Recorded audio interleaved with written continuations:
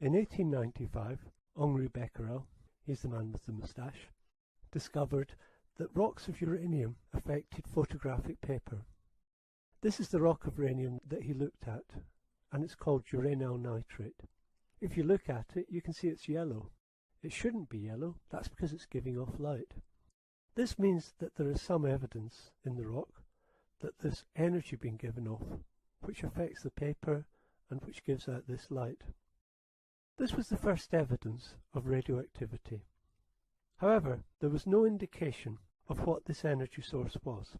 It was only with the discovery of other radioactive materials that a pattern started to emerge. The radiation got sorted into three types. We're going to talk about these three types now. So let's introduce the first one. Here comes alpha.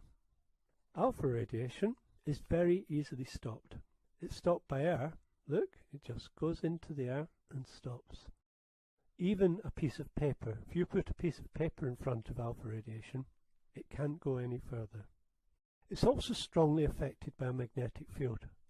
So here we've got a whole beam of alpha particles, and these alpha particles are going through a magnetic field. And when they go through the magnetic field, they bend quite a lot. This tells us two things. One, that it's the heaviest of the radioactive particles, and two, it's the most heavily charged type of radiation.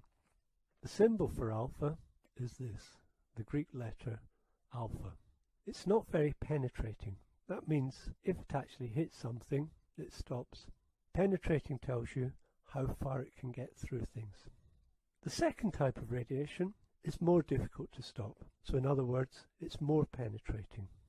It is stopped by about 0.5 centimetre of aluminium. And although it's affected by a magnetic field, so remember the alpha particles bending off to the right, then the beta particles would bend off to the left. This is beta radiation. It's much lighter than alpha radiation, and the particles have got a negative charge as opposed to a +2 charge on the alpha radiation. This is a symbol for beta radiation. The most penetrating of the types of radiation is gamma radiation. Gamma radiation goes furthest in air, it goes a long way in air, and also it goes through aluminium. But it will get stopped by lead. Gamma radiation is not a particle like the other two. Gamma radiation is a wave. That means it's just pure energy, which goes up and down as it goes through the air. And because it's got no charge, and it's got no mass either, it just keeps going. And it's very, very difficult to stop. So gamma radiation is the most penetrating. It has no charge and it has no mass, and it's not affected by a